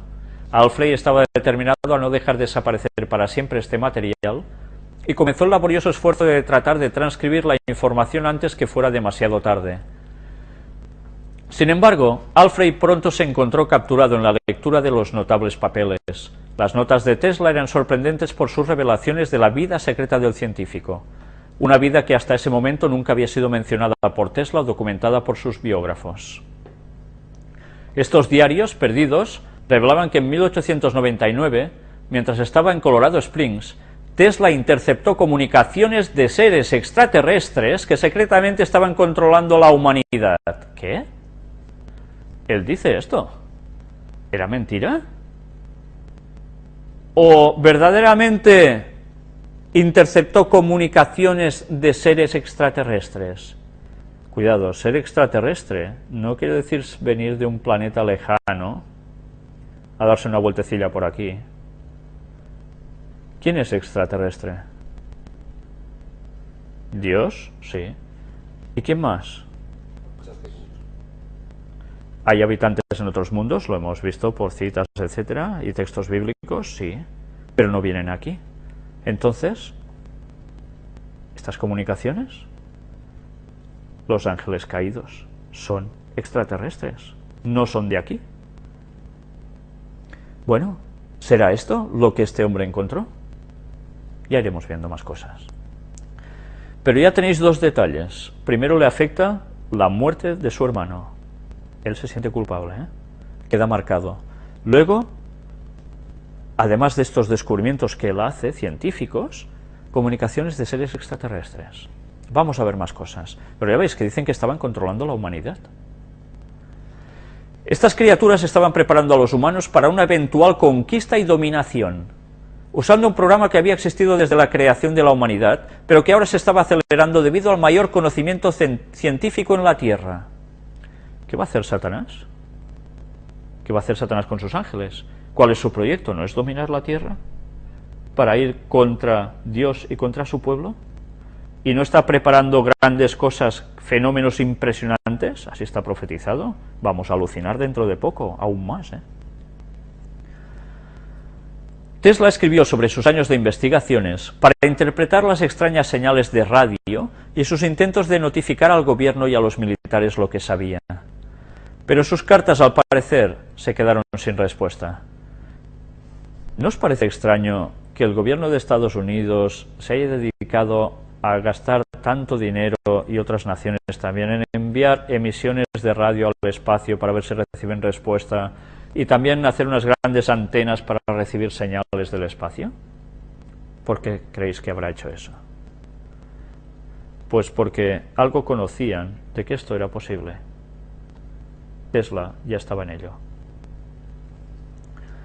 Tesla habló en confianza con varios de sus benefactores, incluyendo el coronel John Jacob Astor, quien era propietario del Hotel Waldorf Astoria. Estos benefactores escuchaban a Tesla y secretamente fundaron lo que fue el comienzo de la primera batalla de la humanidad para obtener el control de su propio destino, una batalla puesta en movimiento por Nikola Tesla. Mientras que esta información parece absolutamente increíble, Tesla dio pistas ocasionales de su difícil situación en varias entrevistas en periódicos y revistas. ¿Ya ves quién estaba implicado con todo esto?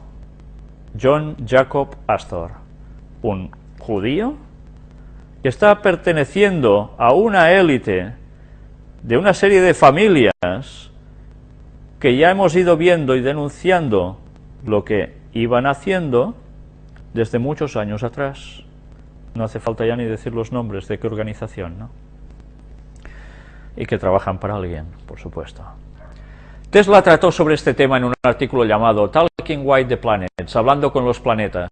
Vaya inglés me ha salido ahora. Publicado en el periódico semanal Collier's de marzo de 1901. Cuando yo estaba mejorando mis máquinas para la producción de intensas señales eléctricas, también perfeccionaba los medios para observar señales débiles. Uno de los resultados más interesantes fue el desarrollo de ciertos dispositivos para indicar a la distancia de cientos de millas una tormenta que se acercara, su dirección, velocidad y distancia recorrida. Fue continuando este trabajo que por primera vez descubrí aquellas misteriosas señales que habían provocado un interés inusual. Había perfeccionado el aparato referido en mi laboratorio en las montañas de Colorado. Yo pude sentir el pulso del planeta, notando cada cambio eléctrico que ocurría dentro de un radio de 1100 millas. Jamás podré olvidar las primeras sensaciones que experimenté cuando me percaté que había observado algo, posiblemente de incalculables consecuencias para la humanidad.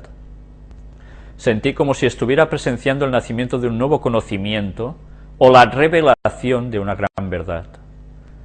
Mis primeras observaciones me aterraron, ya que en ellas estaba presente algo misterioso, por no decir sobrenatural, y yo estaba solo en mi laboratorio por la noche. Pero en ese tiempo todavía no tenía la idea de que estas señales fueran controladas inteligentemente. Los cambios que noté estaban teniendo lugar periódicamente y con tan clara idea de secuencia que no eran imputables a ninguna causa conocida para mí. Yo estaba, por supuesto, familiarizado con tales perturbaciones eléctricas como las producidas por el Sol, las auroras boreales y las corrientes terrestres. Perturbaciones eléctricas, está diciendo, Y estaba seguro, como podría estarlo ante cualquier hecho, que estas variaciones no se debían a ninguna de estas causas.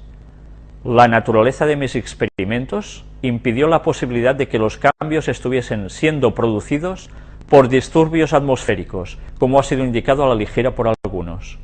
Fue algún tiempo después cuando se alumbró en mi mente la idea de que las señales que había observado podrían ser debido a un control inteligente. Cuestiones eléctricas, ¿Recordáis cómo Dios y Helen White escribe sobre los impulsos eléctricos? Todo funciona prácticamente así, nuestro cuerpo, pero muchas más cosas. ¿Qué emanaba de Jesús para sanar? Eso. ¿Y qué emana de Satanás para hacer prácticamente lo mismo? Pues también electricidad. Y Helen White escribe que a través de la electricidad Satanás utiliza personas para hacer milagros imponiendo manos y así sanar. Mirad cómo Satanás siempre calca lo de Dios prácticamente igual, solo en su punto lo desvía y ya está. Pues ya veis, control inteligente. Aunque no podía descifrar su significado, era imposible para mí pensar en ellos como enteramente accidentales. Está creciendo constantemente en mí la sensación de que yo he sido el primero en escuchar los saludos de un planeta a otro. Él creía que era esto, que de un planeta al otro, hola, ¿qué tal? Bueno, algún propósito estaba detrás de estas señales eléctricas. Décadas más tarde, en su cumpleaños de 1937, anunció en el New York Times: he dedicado mucho de mi tiempo durante el pasado año a perfeccionar un nuevo aparato, pequeño y compacto, por el cual la energía en grandes cantidades puede ahora ser enviada a través del espacio interestelar a cualquier distancia sin la más mínima dispersión. Tesla nunca reveló públicamente ningún detalle técnico de su transmisor mejorado, pero en su anuncio de 1937 reveló una nueva fórmula. La energía cinética y potencial de un cuerpo es el resultado del movimiento y viene determinado por el producto de su masa y el cuadrado de su velocidad. Si se reduce la masa, la energía se reduce en la misma proporción. Si se reduce a cero, la energía es igualmente cero para cualquier velocidad finita.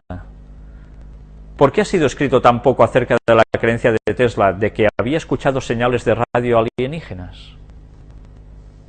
Tesla aparentemente había pasado varios años tratando de traducir las misteriosas señales que escuchó en 1899.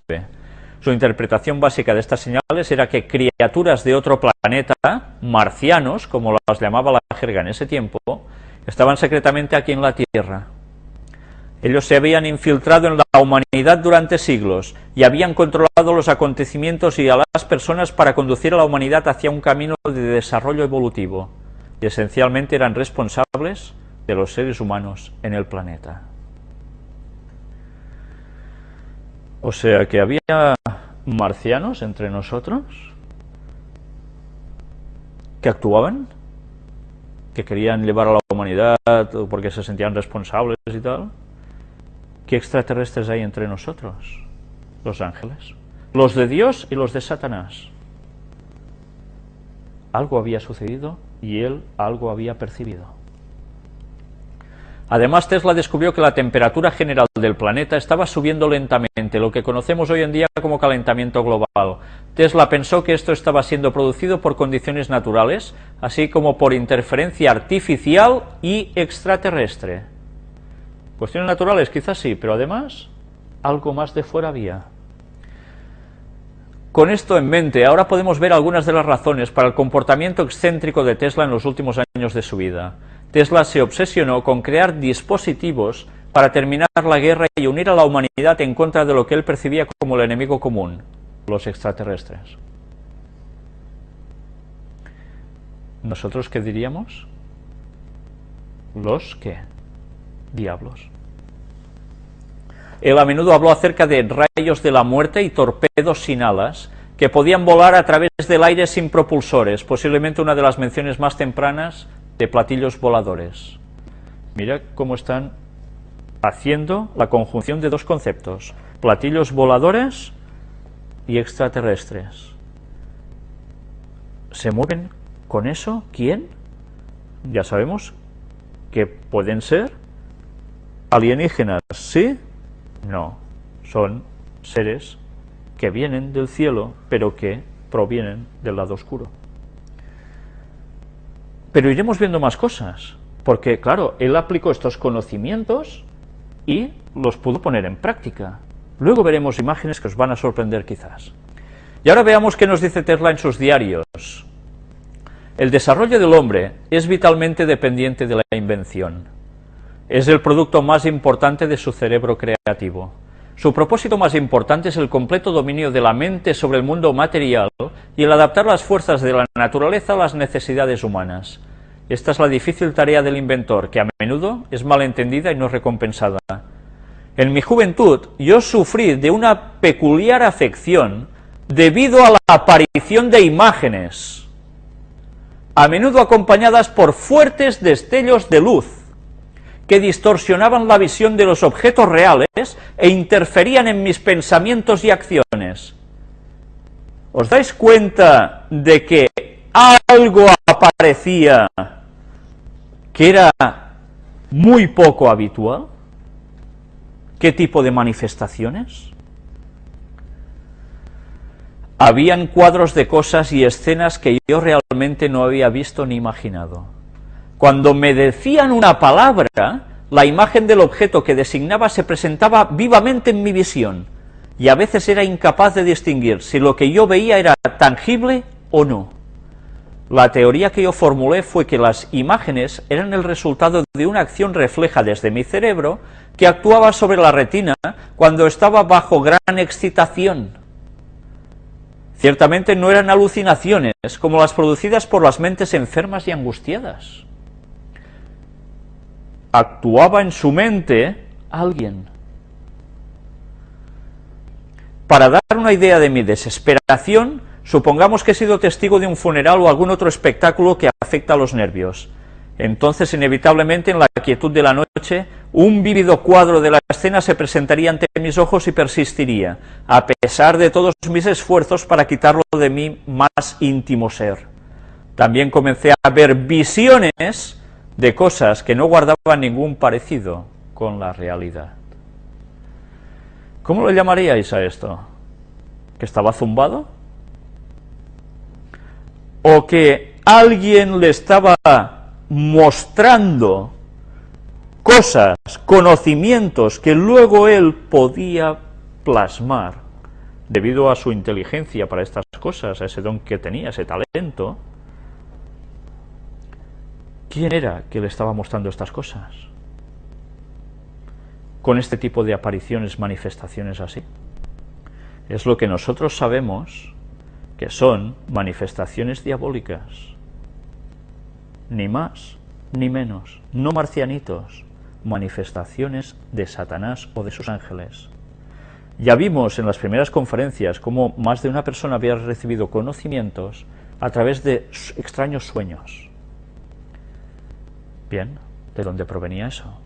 Ya vimos que además estaban vinculados con cosas que precisamente no eran las de Dios. Aquí tenéis distintas imágenes con las cosas que él estaba haciendo, ya veis, impresionantes rayos por todas partes. Era como si me estuviesen mostrando ideas de alguna mente cósmica, esperando hacer reales sus concepciones. Ya veis, hacer reales sus concepciones a través de un ser humano. Si mi explicación es correcta, debería ser posible proyectar en una pantalla la imagen de cualquier objeto que uno conciba y hacerlo visible. Y en eso se está trabajando, ¿eh? ¿Sabéis, no? Para proyectar lo de tu mente. Tal avance revolucionaría todas las relaciones humanas. Estoy convencido que esta maravilla puede y será lograda en el tiempo por venir. Puedo agregar que he dedicado mucho tiempo a estudiar la solución del problema. He logrado reflejar tal cuadro que he visto en mi mente, la mente de otra persona en otra habitación. Para liberarme a mí mismo de estas tormentosas apariciones, por tanto, esto no proviene de Dios, sino no sería tormentosa aparición, he tratado de concentrar mi mente en otra cosa que haya visto, y de esta manera obtuve un alivio temporal. Pero para conseguirlo, tuve que conjurar continuamente nuevas imágenes. Al realizar estas operaciones mentales por segunda o tercera vez, para poder espantar las apariciones en mi visión, el remedio gradualmente perdió toda su fuerza. Luego, instintivamente, comencé a hacer excursiones más allá de los límites del pequeño mundo del que tenía conocimiento, viendo nuevas escenas. Estos eran al principio muy velados y se iban al intentar concentrar mi atención en ellos. Ganaron fuerza y finalmente asumieron la solidez de las cosas reales. Pronto descubrí que lo que conseguía mejor si yo simplemente me adentraba cada vez más en mi visión, obteniendo nuevas impresiones. Y así comencé a viajar, por supuesto en mi mente.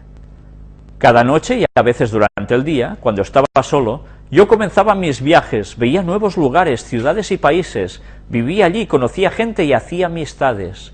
Y aunque suena increíble, es un hecho que los apreciaba tanto como aquellos en la vida real y con no menor intensidad en sus manifestaciones.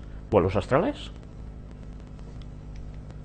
Hacía esto constantemente hasta que tuve 16 años. Ya veis, si era jovencito, ¿eh? Las cuestiones satánicas lo cogieron ya de joven. Entonces mis pensamientos se volcaron hacia los inventos. A raíz de eso, luego observé para mi placer que los podía visualizar con la mayor facilidad. No necesitaba modelos, dibujos o experimentos. Yo podía representarlos todos como verdaderos en mi mente. Así, he sido guiado inconscientemente a evolucionar a lo que considero un nuevo método de materializar conceptos e ideas inventivos, lo cual es radicalmente contrario a lo puramente experimental. Dice que fue guiado inconscientemente, guiado. Pero en mi opinión, mucho más expeditivo y eficiente. En el momento en el cual uno construye un dispositivo para llevar a la práctica una idea, uno se encuentra a sí mismo inevitablemente limitado con los detalles del aparato. Al ir mejorándolo, la fuerza de concentración disminuye y se pierde de vista el gran principio subyacente. Pueden obtenerse resultados, pero siempre con sacrificio de la calidad. Mi método es diferente. Yo realmente no me apresuro hacia el trabajo real. Cuando obtengo una idea, comienzo inmediatamente a construirla en mi imaginación. Cambio la construcción, rehago mejoras y opero el dispositivo en mi mente. Es absolutamente lo mismo si hago funcionar una turbina en mi mente o la pruebo en mi taller. Incluso puedo notar si está desajustada. No hay diferencia alguna, los resultados son los mismos. De esta manera soy capaz de desarrollar y perfeccionar rápidamente una idea sin utilizar nada. Cuando no veo errores por ninguna parte, pongo este producto final en forma concreta en mi cerebro. Invariablemente mi dispositivo funciona como he concebido, debería hacerlo, y el experimento sale exactamente como lo he planeado. En 20 años no ha habido una sola excepción. ¿Por qué tendría que ser de otra manera? Y aquí lo tenéis más. Yo había observado que la aparición de imágenes era siempre precedida por visiones reales de escenas bajo condiciones muy peculiares y generalmente muy excepcionales. Pronto me volví consciente, para mi sorpresa, que cada pensamiento que yo concebía era sugerido por una impresión externa. Ya ves, por una impresión externa. No solo esto, sino todas mis acciones eran incitadas de una manera similar. Con el tiempo se volvió perfectamente evidente para mí que yo era simplemente una automatización dotada de energía de movimiento, respondiendo al estímulo de los órganos del sentido y pensando y actuando en consecuencia. Ya veis, a través de los órganos del sentido. ¿Cómo actúa Satanás en el hombre? A través de los sentidos, para captarlo. Desvirtuando los sentidos, tal como Dios los ha puesto, Él los modifica y a través de allí, ¡pam!, consigue lo que busca en el hombre. Desde luego, en momento es importante recordar las charlas que está exponiendo nuestro compañero referente a todo el tema mental, porque están siendo realmente magistrales, creo que muy guiadas por Dios, para denotar estos mecanismos mentales y cómo Satanás trabaja sobre ellos, al igual que Dios también. Con el tiempo se volvió perfectamente evidente para mí que yo era simplemente una automatización dotada de energía de movimiento, respondiendo al estímulo de los órganos del sentido y pensando y actuando en consecuencia. El resultado práctico de esto fue la clase de teleautomáticos que ha sido llevado a cabo solamente de una manera imperfecta. Sus latentes posibilidades, sin embargo, serán eventualmente demostradas. Llevo años planeando autómatas autocontrolados y creo que pueden producirse mecanismos que actuarán como si poseyeran razonamiento en un grado limitado y crearán una revolución industrial. ¿Os dais cuenta de lo que está diciendo él? ¿Recordáis todos los robots que hemos ido mostrando? Cómo que además están trabajando para que ellos mismos vayan aprendiendo conocimientos, etcétera, etcétera. Yo tenía aproximadamente unos 12 años de edad cuando tuve éxito en desterrar las imágenes de mi visión a voluntad, pero nunca tuve ningún control sobre los destellos de luz a los que me he referido anteriormente. Casi nada, ¿eh? Fueron quizás mis experiencias más extrañas e inexplicables. Usualmente ocurrieron cuando me encontraba en situaciones peligrosas o desesperantes, o cuando estaba muy eufórico, en alteraciones, fijaos, de los sentidos. En algunos casos he visto todo el aire a mi alrededor lleno con llamaradas. Su intensidad, en vez de disminuir, se incrementaba con el tiempo y al parecer llegó al máximo cuando tenía 25 años de edad. Mientras estuve en París en 1883, un prominente fabricante francés me envió una invitación a una expedición de tiro, la cual acepté. Había estado confinado mucho tiempo en la fábrica y el aire fresco tuvo un maravilloso efecto vigorizante. Bueno, ya veis que también dice sobre el aire fresco, como dice los consejos que nos da Dios a través de Ellen White, ¿verdad? A mi regreso a la ciudad por la noche, sentí una sensación de que mi cerebro había cogido fuego. Yo era una luz, como si un pequeño sol estuviera allí, y pasé toda la noche aplicándome compresas frías a mi torturada cabeza. Finalmente los destellos disminuyeron en fuerza y frecuencia, pero tomó más de 3 semanas antes que cesaran completamente. Cuando se me extendió una segunda invitación, mi respuesta fue un enfático no. Estos fenómenos luminosos todavía se manifiestan de vez en cuando, como cuando una nueva idea se está abriendo camino, pero ya no son excitantes. Cuando cierro mis ojos, invariablemente observo primero un fondo de un azul muy oscuro y uniforme, parecido al cielo en una noche clara, pero sin estrellas. En unos pocos segundos, este campo se vuelve animado con innumerables copos de un verde centelleante, ordenados en varias capas y avanzando hacia mí. Entonces aparece a la derecha un bello patrón de 2 sistemas de líneas paralelas cercanas, con ángulos rectos entre los sistemas, con toda clase de colores, con el amarillo, verde y dorado predominando. Inmediatamente después las líneas se vuelven más brillantes y todo es salpicado con puntos de luz parpadeantes.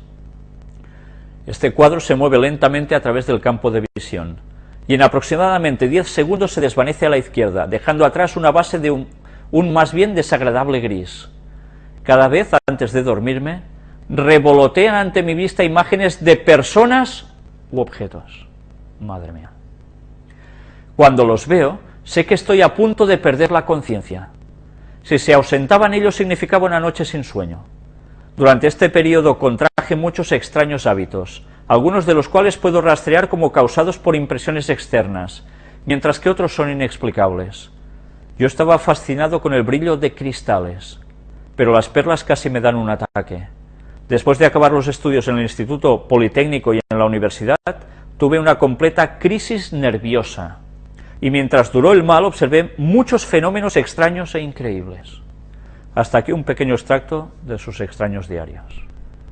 Si no supiéramos todo lo que conocemos de las fuerzas del mal, ¿quién es el guapo que puede entender esto? Ah, no, son los extraterrestres. ¿Sí? Menos mal que después de 80 conferencias y otras cosas, estudios bíblicos, hemos podido constatar el poder del diablo y de sus ángeles para hacer estas cosas, y que no hay duda que eso proviene de él. De los propios escritos de Tesla podemos observar que tenía una capacidad mental única que pocos de sus congéneres humanos han podido alcanzar. No es de extrañar que cuando Tesla fue enfrentado con un acontecimiento tan estremecedor como la revelación de que los humanos podrían no estar solos en el universo, él le hizo frente con la cabeza en alto. La manera típica en que se enfrentaba y trataba con lo desconocido ha conducido a algunos a especular que su verdadero origen puede estar más allá de este planeta. Imaginaos hasta qué punto se empiezan a decir tonterías, ¿eh? Esta sugerencia no es nueva, ya que Tesla una vez le confió a uno de sus asistentes personales que, a menudo, sentía como si fuese un extraño en este mundo. El padre de Tesla era un sacerdote ortodoxo, mientras que su madre no era letrada, pero era altamente inteligente. Un soñador con un toque poético que al madurar agregó a estas cualidades tempranas aquellas de la autodisciplina y un afán por la precisión. Ya veis que ciertas peculiaridades de carácter, esto los ángeles lo notan, y los de Dios lo saben, pero Satanás, que lleva muchos años conociendo al ser humano, está al tanto de cada facultad de cada ser humano para saber por dónde entrarle. Margaret Cheney, en su libro Tesla, hombre fuera del tiempo, observó que Tesla, cuando niño, comenzó a hacer inventos originales. Cuando tenía 5 años, construyó una pequeña rueda de agua, bastante diferentes de las que había visto en el campo. Era lisa, sin paletas y, sin embargo, giraba uniformemente en la corriente. Años más tarde, él recordaría este hecho cuando estaba diseñando su turbina única sin paletas. Con 5 años, el nena. Algunos de sus otros experimentos fueron menos exitosos. Una vez estaba subido en el techo de la azotea, agarrando el paraguas de la familia e hiperventilándose en la fresca brisa de la montaña, hasta que su cuerpo se sintió ligero y se convenció de que podía volar, pero cayó inconsciente y fue llevado a la cama por su madre. Tesla más tarde escribiría que este incidente fue el catalizador para sus inusuales visiones. Todo lo otro, pero además un patacazo. En su libro El regreso de la paloma, Margaret Strom afirma que Tesla no era un hombre terrestre. Bueno, ya puede afirmar eso tanto como quiera. En su libro dice que la gente venida del espacio relató que un niño varón nació a bordo de una nave espacial que estaba en vuelo desde Venus a la Tierra en julio de 1856. Y ya empezamos a decir tonterías. El pequeño fue llamado Nikola. La nave aterrizó a medianoche entre el 9 y el 10 de julio en una remota provincia en las montañas, en lo que hoy es Croacia. Allí, según lo planificado, el niño fue colocado al cuidado de un buen hombre y su esposa, reverendo Milutin y Jouka Tesla. Me suena el relato de Superman. Supuestamente la gente del espacio liberó esta información en 1947 a Arthur H. Matthews en Quebec, Canadá. Arthur Matthews era un ingeniero eléctrico que desde su niñez estuvo relacionado con Tesla. Matthews informó que Tesla le confió muchas ideas, incluyendo el dispositivo de Tesla para las comunicaciones interplanetarias, que fue concebido en 1901, con el objetivo de comunicarse con el planeta Marte. Tesla ha sugerido que él podía transmitir desde la Tierra y el aire grandes cantidades de energía a distancias de miles de millas. Él dijo: puedo fácilmente tender un puente sobre el Golfo que nos separa de Marte y enviar un mensaje casi tan fácilmente como a Chicago. Debido a otras investigaciones en ese tiempo, el primer modelo no fue construido por Tesla hasta 1918. El 16 de julio de 1981, la NBC comunicó que durante varios años la Unión Soviética había sometido al noreste de Estados Unidos a un bombardeo con ondas de baja frecuencia. Esas ondas de radio fueron colocadas bajo frecuencias bioeléctricas. El lenguaje técnico se las designa como ondas ELF, frecuencia extremadamente baja. Fueron descubiertas a principios de este siglo por Nikola Tesla. Tesla colaboró con Edison en 1884. Pero no tardó a despegarse de Edison, pues no compartía sus convicciones sobre la forma de producir electricidad. Empezó entonces a trabajar con su competidor, George Westinghouse. La primera central de corriente alterna, construida por Westinghouse y Tesla, fue puesta en funcionamiento en 1892 en las cataratas del Niágara. Poco tiempo después, Tesla se proyectó a un superespacio científico, donde, según nuestro conocimiento, ningún investigador de la época pudo seguirlo. Solo el banquero J.P. Morgan, representante, ya sabéis de quién, de la compañía Rothschild en Estados Unidos, aparentemente relacionados con los Illuminati, que había ya financiado a Westinghouse, pareció haber comprendido el alcance de los inventos de Tesla. Este había empezado a servirse del campo energético que rodea la Tierra, rellenando el espacio, antaño denominado éter, para obtener de él energía, evidentemente gratuita. Al mismo tiempo utilizó el campo energético para diferentes formas de comunicación y para la transmisión de energía. Fuentes de energía tales como el carbón, el petróleo y la fuerza hidráulica, así como las líneas de alta tensión, se volvían superfluas. Los barcos, los coches, los aviones, las fábricas, las casas podían obtener la energía directamente del campo energético del éter. A finales de 1898, con ocasión de sus experimentos en Colorado Springs, financiados por J.P. Morgan, Tesla estaba preparado para producir energía a partir del éter. En la actualidad, esta tecnología recibe el nombre de conversión de la energía gravitacional o energía taquiónica. Morgan había comprendido muy bien el alcance de esta invención. Los monopolios de electricidad, petróleo, gasolina, carbón, etc. se hallaban amenazados.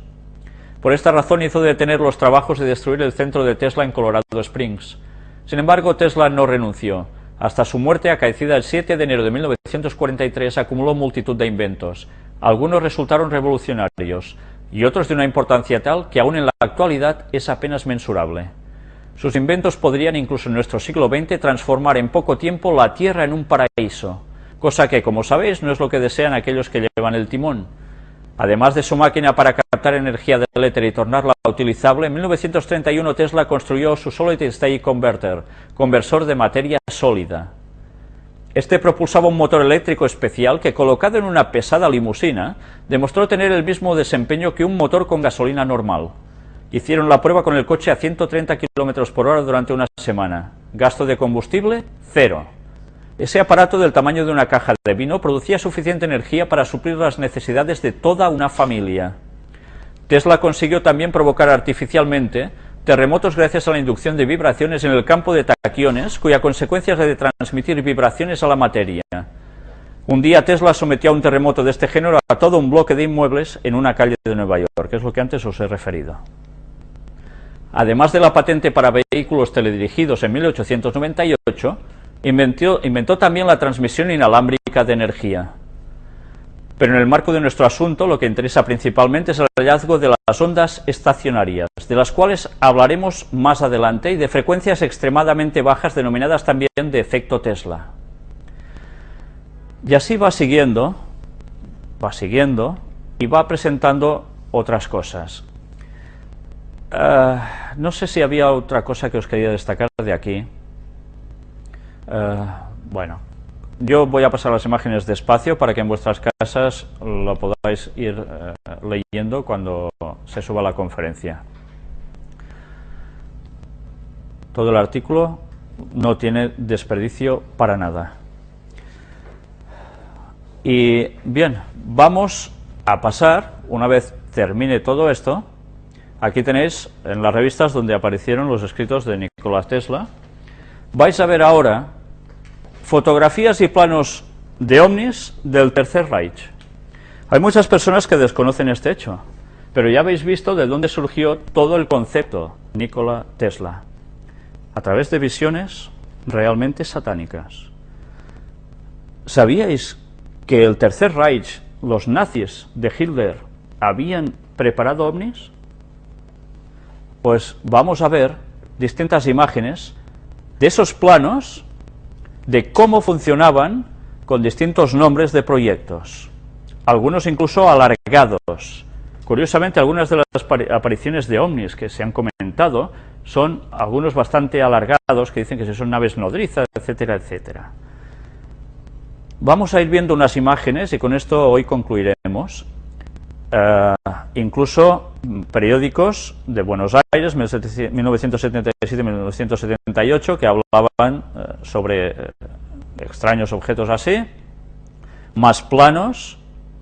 En este artículo se nos hablaba de alguien de Montevideo, que precisamente, un uruguayo que no era uruguayo, era austríaco, hablaba precisamente de que el asunto OVNI estaba vinculado con los nazis y que no se dieron por perdidos con la guerra, que ellos aún seguían trabajando con esto desde otros lugares, después de pasados los años de la guerra, claro. Vais viendo distintos esquemas que ellos tenían, incluso fotografías. Todo esto está en el tiempo de la Segunda Guerra Mundial. En Italia también aparecen aquí artículos del año 1950 de extraños platillos voladores y los vincula pues precisamente con asuntos de Mussolini, Hitler, etcétera. Más fotografías, ya veis, incluso con la cruz que simbolizaba la nación alemana. Y ya veis que son las formas características que han ido apareciendo desde hace bastantes años ya para acá, ¿no? Más fotografías, más planos, incluso su funcionamiento. Pues todas estas cosas son las que recibió Nikola Tesla y que gracias a que supo plasmarlo, alguien se valió de esos conocimientos para poder llegar a hacer estas cosas, estos objetos. Si nos damos cuenta, ¿por qué creéis que Satanás estuvo tan interesado en pasarle conocimientos a un ser humano de algo que se puede llegar a realizar y que puede llegar a volar? Y en modos realmente impresionantes. Pues bien, ¿por qué creéis que Satanás inventa esto? ¿Satanás inventa esto? ¿De verdad creéis que Satanás inventa algo? Aquí tenéis una fotografía de cómo dicen que era la propulsión de estos ovnis nazis. ¿Os recuerda algo este movimiento de energía? Lo vimos ya en la primera parte de estas conferencias dedicadas a puertas dimensionales. Es la energía que mueve el universo, decían, ¿no? Pues estos funcionan exactamente igual. Si todo esto Satanás lo transmitió a conocimientos a un científico para que el ser humano lo plasmara, Satanás hemos comprobado a través de estas 80 conferencias que él no inventa absolutamente nada aparte del mal. ¿De dónde creéis que Satanás sacó esto? ¿Cómo llegó Satanás a la tierra con sus ángeles? ¿En autostop? ¿Solo agitando alas? Ellos tienen alas, ciertamente, así está manifestado claramente, pero evidentemente se mueven en otros aparatos. Lo hemos visto como en la Biblia se describe exactamente igual para los ángeles de Dios. Satanás lo único que está haciendo es transmitir algo con lo cual ellos también se mueven. Y que algo están preparando para un tiempo futuro, ya muy cercano, en el cual Satanás va a hacer su aparición. Ya sabéis que ese es su objetivo, simular la venida del Mesías, y así va a terminar de cautivar a todo el mundo.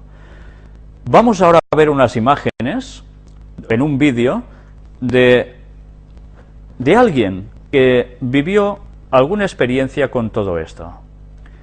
Vamos a entrar a este vídeo. Ahora sí, la evidencia que estábamos esperando. Una nave que es grabada en Hong Kong, que produce estos sonidos que hemos venido escuchando en todo el mundo. Finalmente la evidencia está aquí, que relaciona a los sonidos con la presencia de naves muy posiblemente extraterrestres. La información con Fernando Correa. El 24 de enero de 2012, mientras una nave nodriza sobrevuela Hong Kong, se captaron estos sonidos extraños llamados las trompetas del apocalipsis.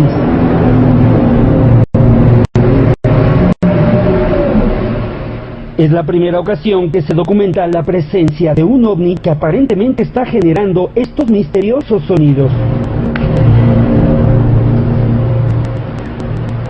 ¿Podría ser esta evidencia la respuesta a las trompetas del apocalipsis?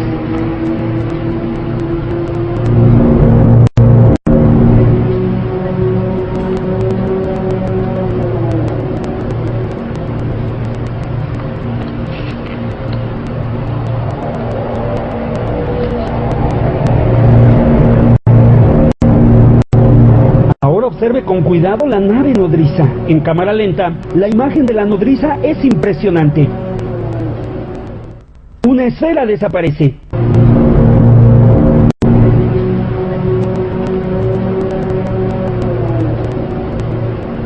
No existe explicación convencional para esta presencia.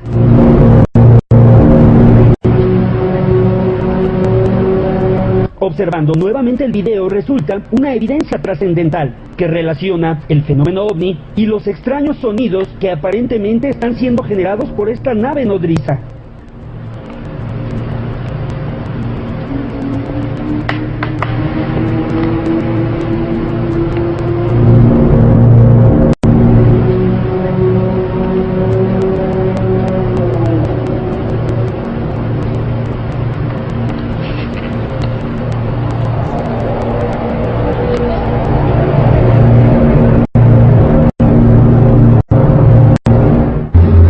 Primeros antecedentes de las trompetas del apocalipsis se presentó el 11 de agosto del 2011 en la ciudad de Kiev, en Ucrania.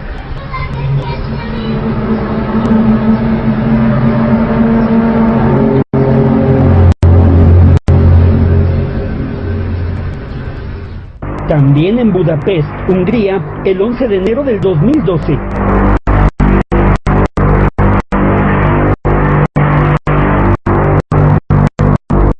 Luego en Costa Rica, en la región de Acosta, el 12 de enero del 2012.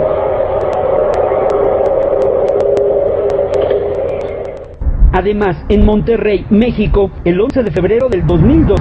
Si escuchas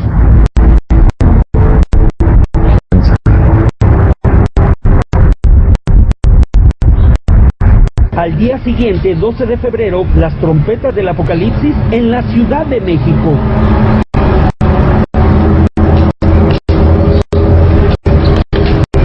Sonidos que nadie ha logrado explicar por completo.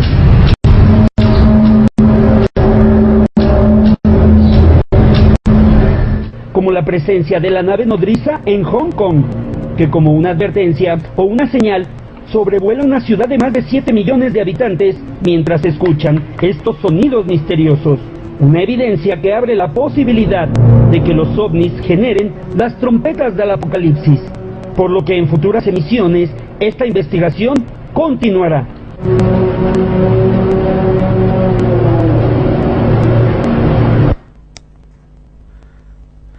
Bien, nos hemos equivocado, os hemos puesto este otro vídeo que era el de la nave nodriza, donde habéis visto estos extraños ruidos. Ya hace mucho tiempo que se está comentando de que se oyen por muchas partes, por distintas partes del planeta, estos extraños ruidos, nadie sabía de dónde procedían.